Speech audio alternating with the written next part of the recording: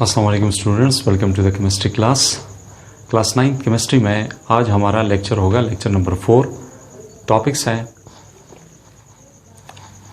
Matter, non matter, mass, substance, element. ये आज के टॉपिक्स हैं। ये टॉपिक्स आपको मिलेंगे पेज नंबर 6, 7 और 8 पे आपको मिलेंगे। आते हैं फर्स्ट टॉपिक की तरफ, दैट इज मैटर। मैटर को उर्दू में मादा कहते हैं या कोई चीज़। मैटर सॉलिड में भी हो सकता है, लिक्विड में भी हो सकता है, गैस में भी हो सकता है, प्लाज्मा स्टेट में भी हो सकता है।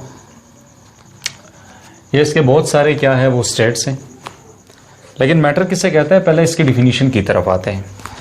कहता है कि anything that is mass and occupy space, हर वो चीज़ जो कि जगह घेरती हो और उसका अपना वजन हो। Mass and occupies what, space. हर वो चीज़ जो कि जगह घेरती हो और उसका अपना वजन हो, अपना वजन हो, मास हो। जैसे कि मैं यहाँ पर एक एग्जांपल दे रहा हूँ। एग्जांपल है इधर, लेट सपोज हमारे पास एक बक्स है। बक्स की शक्ल कुछ इस तरह सी है, ठीक हो गया। अब इस बक्स ने क्या किया है, इसने जगह भी घेरी हुई है और साथ में क्या है कि इसका अपना एक वजन भी होगा। या अगर किताब है आपके कमरे में या आपकी बैग में कोई बुक है तो बुक को आप उठाएं, वो जगह भी घेरती है और साथ में क्या है कि उसका अपना वजन भी होता है। तो ऐसी चीज़ को मैटर कहा जाता है। दूसरा टॉपिक हमारे पास है मैटर हर जगह पे मौजूद होता है। जैसे कि अगर हम अपनी सराउंडिंग को देखें तो हमारी सराउंडिंग वो मैटर से भरी पड़ी है। तो मैटर किसे कहते हैं, हर वो चीज़ जो कि जिसका वजन हो और वो जगह घेरती हो उसको मैटर कहा जाता है। अब एक और चीज़ है जिसको नॉन मैटर कहते हैं। तो नॉन मैटर क्या, anything that does not have a mass and space. वो चीज़ जिसका मतलब है कि फिजिकल ज़ाहिरी अपीयरेंस ना हो, यानी कि हमें क्या है कि दिखाई नहीं दे रहा हो लेकिन उसकी एग्जिस्टेंस, उसकी मौजूदगी होती है। जैसे कि यहाँ पर बहुत सारे एग्जांपल्स हैं नॉन मैटर की। अगर एग्जांपल मैं बात करूँ यहाँ पर तो उसमें क्या क्या चीज़ें आ सकती है। उसमें आ सकती है एनर्जी है, ठीक हो गया। अब देखिए लाइट है जो कि टॉर्च से आ रहा हो। इस तरह आप देखिए हीट है जो कि आग से आ रही हो। इस तरह आप देखिए सायरन है, ठीक हो गया, जो कि गाड़ी से आ रहा हो। साउंड है, ठीक हो गया। इस तरह आप देखिए ग्रेविटी है, थॉट्स है, परसेप्शंस है, आइडियाज़ है, लव है। ये चीज़ें हैं जिसको नॉन मैटर में काउंट किया जा चुका है। तो ये है, एक है हमारे पास मैटर, दूसरा क्या है वो है नॉन मैटर है। तो ये टॉपिक भी हो गया मैटर और नॉन मैटर, ठीक हो गया। अच्छा, नॉन मैटर में एक और चीज़ भी है जिसको सोल कहा जाता है। और सोल किसे कहता है, वो रूह को कहते हैं। रूह हमारे अंदर मौजूद है लेकिन क्या है, उसकी एग्जिस्टेंस है लेकिन हमें दिखाई नहीं दे रहा। हर वो चीज़ जो कि हमें दिखाई नहीं दे रही हो और उसकी एग्जिस्टेंस हो, जैसे कि घूस्ट की अगर हम बात करें, घूस्ट होते हैं, जिन्नात होते हैं, ठीक हो गया। उसकी मौजूदगी है, फरिश्ते हैं, उसकी मौजूदगी है। लेकिन वो चीज़ें किस में काउंट होती है, वो नॉन मैटर में काउंट होती है। इसी तरह मास की अगर बात की जाए, सो मास का डिफिनीशन क्या है, the quantity of matter in an object. किसी भी चीज़ के अंदर मैटर की कोई मिकदार, किसी भी चीज़ के अंदर वो चीज़ क्या हो सकता है, वो हमारे पास रेक्टेंगल भी हो सकता है, वो हमारे पास सर्कल भी हो सकता है, वो हमारे पास स्क्वायर भी हो सकता है, वो हमारे पास रेक्टेंगल भी हो सकता है। ऐसी शक्ल में कोई चीज़ जब पाई जाती है, उसका अगर कोई छोटा सा हिस्सा भी हम उठाए, लेट सपोज अगर हमने ये पार्ट उठाया, इसमें हमने ये पार्ट उठाया, ठीक हो गया। इसमें मैंने ये वाला हिस्सा उठा लिया, इसमें मैंने ये वाला हिस्सा उठा लिया। तो ये जो हिस्से हैं ये मैटर की कुछ क्वांटिटी है। और किसी भी चीज़ के अंदर मैटर की जब कोई मौजूदगी होती हो तो उसको मास कहा जाता है। लेकिन मास हर चीज़ का क्या होता है, ये बात नोट करनी है कि वो फिक्स्ड होता है। फिक्स से मुराद ये है, लेट सपोज एक साइंसदान है जो कि जाता है स्पेस में, जाता है और स्पेस में क्या करते हैं कि वो सैटेलाइट वगैरह को चेक करते हैं। तो उसका अगर वज़न हो 70 kg, 75 kg हो, तो जाहिर बात है कि स्पेस में भी 75 kg होगा, इधर भी 75 kg होगा, लेकिन मास और वेट में मेन डिफरेंस ये होता है कि वेट असल में एक फोर्स होती है जिसको ग्रेविटेशनल फोर्स कहा जाता है, और जब आप ज़मीन की तरफ बढ़ रहे होते हैं तो हमारा वेट बढ़ रहा होता है, और ज़मीन से जब हम ऊपर की तरफ मूव करते हैं तो हमारा वेट कम होता है। तो मास क्या है, वो एक फिक्स क्या है, मैटर की क्वांटिटी होती है किसी भी चीज़ के अंदर। अच्छा, दूसरा चौथा जो डिफिनीशन है वो क्या है, सब्सटेंस है। सब्सटेंस क्या, piece of matter in pure form that is called what, substance. यानी कि कोई ऐसी क्या है कि वो मैटर के जो कि एक पेवर हालत में हो उसको सब्सटेंस कहा जाता है। लेकिन इसमें ये बात आपने नोट करनी है कि सब्सटेंस की अगर हम बात करें तो इसमें दो बातें ज़रूर होनी चाहिए। नंबर 1 कि मैटर जो पेवर हालत में हो उसकी कंपोजिशन, ठीक हो गया, कंपोजिशन, और साथ में क्या है कि उसकी प्रॉपर्टीज, खसूसियात, कंपोजिशन एंड प्रॉपर्टीज, ये दोनों क्या होनी चाहिए, ये दोनों हमारे पास फिक्स्ड होनी चाहिए। इसको कहता है फिक्स्ड होनी चाहिए, ठीक हो गया। फिक्स से क्या मुराद है, हमारे पास यहां पर एक एग्जांपल है, एग्जांपल क्या है, वो है वाटर है, ठीक हो गया। अब कंपोजिशन की अगर बात की जाती है तो कंपोजिशन से मुराद क्या है, कंपोजिशन से मुराद ये है कि मैटर के अंदर अरेंजमेंट ऑफ एटम्स है, कि एटम्स किस तरतीब के साथ क्या है वो अरेंज है, अरेंजमेंट ऑफ एटम्स है, या हमारे पास एटम्स के माबेन में, मैटर के अंदर एटम्स के माबेन में रेशो क्या है जिसको कहा जाता है एटॉमिक रेशो, ठीक हो गया। तो ये दोनों चीज़ें क्या होगी, वो हमारे पास होगी कांस्टेंट होगी। जैसे कि वाटर है, वाटर का एटॉमिक रेशो क्या है, इसमें 2 एटम्स वो हाइड्रोजन के हैं और 1 एटम वो ऑक्सीजन का है, तो इसका जो रेशो बनता है वो है 2:1 है। ये 2:1 ये असल में फिक्स्ड होगा, पाकिस्तान में नहीं, अमेरिका में नहीं, जर्मनी में नहीं, दुनिया के हर मुल्क में कंपोजिशन क्या होगा, किसी भी पेवर चीज का वो फिक्स्ड होगा, वो कांस्टेंट होगा। प्रॉपर्टीज, खसूसियात की अगर बात की जाए, मैं 2 खसूसियात की बात करूंगा, यानी कि आप देखें वाटर है, आपको लिक्विड स्टेट में भी मिलता है, सॉलिड में भी मिलता है, आपको गैस फॉर्म में भी मिलता है, ठीक है।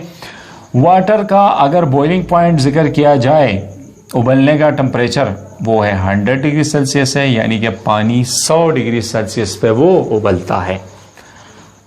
फ्रीजिंग पॉइंट पानी 0 डिग्री सेल्सियस पे फ्रीज हो जाता है, ठीक हो गया, यानी कि बर्फ में कन्वर्ट हो रहा होता है।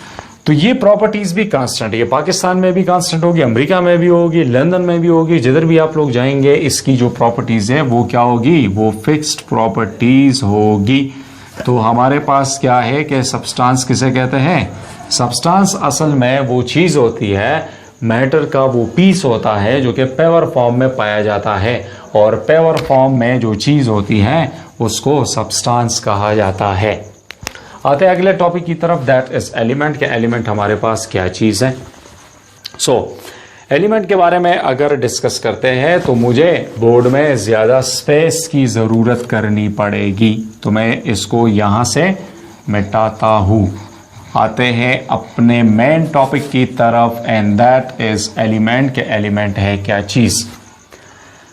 एलिमेंट असल में कहता है कि अ पेवर सब्सटेंस, ये भी सब्सटेंस है, सब्सटेंस जो कि पेवर होता है, which can not be split up into other simpler substances, मजीद किसी और सब्सटेंस में ये कन्वर्ट नहीं होता।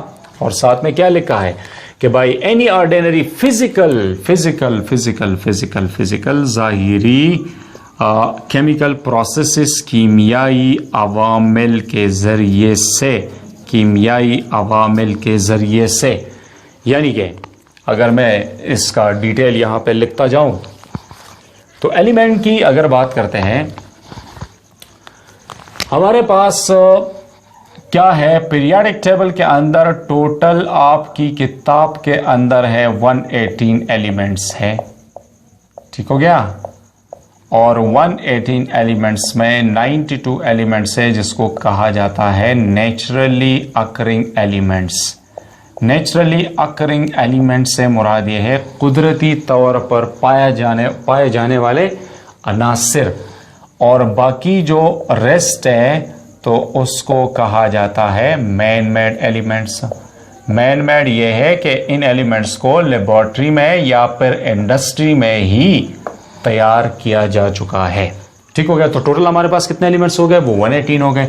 नेचुरली कितने, वो 92 है। बाकी कितने बचे, तो आप काउंट करें, 118 और माइनस 92, 8 2 6 आ गया, और 11 9 वो हमारे पास है 26 एलिमेंट्स वो है मैन मेड है, जो कि लेबोरेटरी में या किसी इंडस्ट्री में इसको बनाया गया है।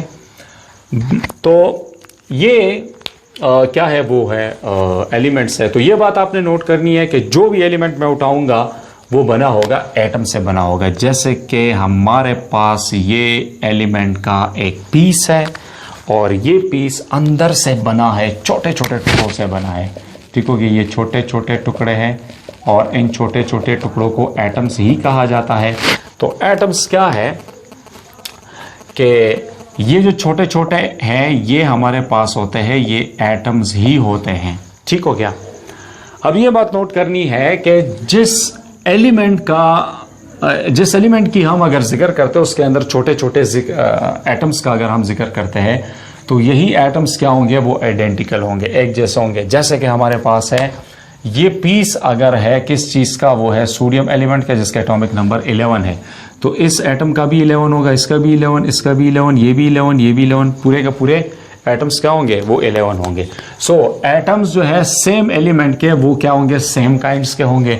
लेकिन एक ही एलिमेंट के जो एटम्स होते हैं वो दूसरे एलिमेंट से मुख्तलिफ होते हैं। जैसे कि अगर हम यहाँ पर बात करें, हमारे पास एक एलिमेंट मैं यहाँ पर उठाता हूँ, लेट सपोज है सल्फर है। ठीक हो गया। सल्फर के अंदर भी ये छोटे छोटे क्या होते हैं, वो एटम्स होते हैं। तो सल्फर का एटॉमिक नंबर है 16 है, तो इसका भी 16 होगा, इसका भी 16, इसका भी 16, इसका भी 16, सबका क्या होगा, वो 16 होगा। ठीक हो गया। तो ये हमारे पास क्या है, वो है एलिमेंट है। अगर मैं ये कहूं कि सब्सटेंस क्या है, वो एक प्योर फॉर्म है, यानी कि प्योर फॉर्म है जिसको मजीद किसी दूसरी चीजों में कन्वर्ट नहीं किया जा सकता। मैं यहां पर एक और मिसाल आपको दूं। ठीक हो गया। हमारे पास एक एलिमेंट है जिसका नाम है कॉपर। ठीक हो गया। इसका नाम क्या है, ये है कॉपर है। ठीक हो गया। अब इस कॉपर की वायर को अगर मैं उठाता हूं और ये प्योर फॉर्म में है कॉपर। ठीक हो गया। इसका सिंबल हमारे पास है Cu है। इसका भी मैं आपको समझाता हूं कि यहाँ इसमें तो कोई U नजर नहीं आ रहा, लेकिन इसका सिंबल फिर यहाँ C के साथ U क्यों लगाया गया है। ये बात आप लोगों ने ज़रूर नोट करनी है कि अगर एक एलिमेंट को हम छोटे छोटे टुकड़ों में तकसीम करते हैं, ठीक हो गया, किस में तकसीम करते हैं, छोटे छोटे टुकड़ों में इसको हम तकसीम करते हैं। लेट सपोज हमारे पास ये है फर्स्ट टोटा है इसका, ये दूसरा, ये तीसरा, चौथा, पांचवा, छठा और ये सातवां, ये आठवां हो गया। ठीक हो गया। छोटे छोटे पीसेस मैंने की। अब कॉपर का अपना जो एटॉमिक नंबर है वो है 29 है। तो इसका मतलब ये है कि ये भी कॉपर का पीस है, ये भी कॉपर का है, ये भी copper copper copper copper copper है। क्या इसको हम गोल्ड कह सकते हैं? क्या इस पीस को मैं गोल्ड कह सकता हूं? नो, इसको मैं गोल्ड। क्या इसको मैं चांदी कह सकता हूं? ये भी नहीं है। क्या इसको मैं फौलाद कह सकता हूं? ये भी नहीं है। इन सब को मैं क्या कहूंगा? कॉपर में कहूंगा। तो क्या कहते हैं, which can not be split up into other simpler substances, मजीद चीजों में ये कन्वर्ट नहीं होता। ठीक हो गया। जैसा कि मैं आपको एक मिसाल दूं, ये हमारे पास एक कंपाउंड है NH3, इसको अगर मैं स्प्लिट करूं तो हमारे पास क्या आता है, N2 आता है और प्लस क्या आता है, वो हाइड्रोजन गैस आती है। ठीक हो गया। तो इस कंपाउंड को जब मैंने स्प्लिट किया, इससे नाइट्रोजन और हाइड्रोजन की गैस वो निकल आई। ठीक हो गया। लेकिन ये जो वायर है ये मजीद और चीज़ों में कन्वर्ट नहीं हो सकता, चाहे मैं इसको काट दूँ, फोर्स में इसके ऊपर अप्लाई करूँ, या इसके ऊपर मैं अगर कोई तेज़ाब डाल दूँ, ठीक हो गया, इसको मैं पानी में रखूँ, इसको अगर ऊपर कमरे की छत पे अगर मैं रख दूँ, ठीक हो गया, तो ये किसी भी कीमियाई चीज़ों के साथ इसका रिएक्शन नहीं होता। तो ये क्या है, ये हमारे पास होता है यानी कि रिएक्शन से मुराद ये है कि किसी भी कीमियाई अवामिल से या फिजिकल फोर्स से इसको किसी और चीज़ में कन्वर्ट नहीं किया जा सकता। तो इसको कहा जाता है व्हाट, ये एलिमेंट है। एलिमेंट के बारे में मज़ीद डिस्कस करते हैं कि क्या है एलिमेंट। ये बात भी आपने नोट करनी है कि 1814 में एक अंग्रेज़ आता है जिसका नाम है बर्जीलियस। ठीक हो गया। ये बर्जीलियस एलिमेंट्स को देता है सिंबल्स, ठीक हो गया, और सिंबल्स निशानात को कहते हैं, ठीक हो गया। जैसे कि मेरी पुरानी एक एकेडमी थी जिसका नाम था टाटा, ठीक हो गया। इससे मुराद ये है दी अहमद, ठीक हो गया, कोचिंग एकेडमी, ठीक है। तो मैं अगर ये कहता हूँ कि दी अहमद कोचिंग एकेडमी, तो ये बहुत ही बड़ा लफ्ज़ होगा। तो क्या है कि छोटे शॉर्ट फॉर्म में रिप्रेजेंट करने के लिए टाटा हम क्या करते हैं, ये हम लिखते हैं। जैसे कि हम शॉर्ट फॉर्म में KP लिखते हैं, और अगर हम इसका तर्ज वो लिनती करें तो फिर क्या कि खैबर पख्तूनख्वा, तो ये बहुत ही लंबा वर्ड हो गया, तो हम क्या कहेंगे, शॉर्टली वो KP कहेंगे। इसी तरह बहुत सारे सिंबल्स दिए जा चुके होते हैं, जैसे KH symbol, this is for hydrogen atom, ठीक हो गया। फिर अब देखें O, this is for oxygen atom, etcetera. तो ये जो चीज़ें हैं इसको सिंबल कहा जाता है। ये बात भी आप नोट करें कि कुछ ऐसे सिंगल क्या है कि सिंबल्स भी होते हैं जो कि 1 लेटर होते हैं, एक लेटर पे मुश्तमिल होने वाले सिंबल्स होते हैं, कुछ 2 लेटर्स वाले होते हैं, ठीक हो गया। यानी कि 1 की अगर मैं मिसाल दूँ, लेट सपोज कार्बन है, तो कार्बन को जाहिर करने के लिए हम C लगाते हैं। 2 लेटर्स में मेंशन करने के लिए लेट सपोज एक एग्जांपल है मैग्नीशियम है, ठीक हो गया, मैग्नीशियम, तो उसमें हम सिंबल लगाते हैं Mg लगाते हैं। लेकिन 2 लेटर्स की अगर बात की जाए तो 2 लेटर्स में ये होगा कि जो फर्स्ट लेटर होगा वो कैपिटल होगा और जो सेकंड लेटर होगा वो हमारे पास स्मॉल होगा। जैसे कि हमारे पास ये है, फर्स्ट लेटर वो कैपिटल है और सेकंड लेटर क्या है, वो स्मॉल है। जैसे कि और भी एग्जांपल है, कॉपर की अगर बात की जाए तो first letter capital, second letter क्या है, वो है स्मॉल है। तो ये क्या है, सिंबल्स होते हैं। तो सिंबल्स असल में इसका डिफिनीशन ये है कि इट इज द शॉर्टेस्ट, ठीक हो गया, शॉर्टेस्ट एब्रीविएशन, ठीक है, ऑफ एन एलिमेंट, किसी भी एलिमेंट की सबसे छोटी हालत को क्या कहा जाता है, वो कहता है सिंबल, सिंबल्स उसे कहता है जिसको निशान कहा जाता है। अच्छा, इसके बाद फिर क्या है कि कुछ एलिमेंट्स ऐसे हैं जिसको पुराने नामों से वो रखा गया है, जैसे कि कॉपर है, ठीक हो गया, कॉपर, ये आपको मिलेंगे। इससे पहले वाला जो टॉपिक था वो पेज नंबर 7 पे मिलेगा, और जो ये टॉपिक है ये आपको पेज नंबर 8 पे मिलेगा। कॉपर को हम CU से जाहिर करते हैं, लेकिन इस वर्ड के अंदर आपको किसी जगह पे भी U नज़र नहीं आ रहा। तो इसके लिए हम क्या करते हैं कि ये लिए गए हैं जो ओल्ड क्या है, वो लैटिन वर्ड इस्तेमाल होता है, लैटिन या फिर ग्रीक वर्ड्स होते हैं, वहाँ से ये लिया गया है, और इसको कहा जाता था क्यूप्रियम, इसको क्यूप्रियम कहते थे।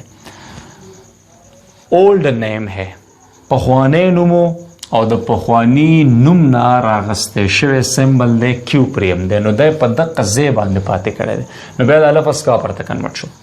इसी तरह आप देखें सेकंड नंबर पे जो हम बात करते हैं वो है सोडियम की अगर बात की जाए, ठीक हो गया। तो सोडियम का सिंबल आता है Na आता है, लेकिन पुराने ज़माने में इसको कहा जाता था नेट्रियम, ठीक हो गया, और इस वजह से ये नाम रह गया क्योंकि ये बहुत ही फेमस हो चुका था।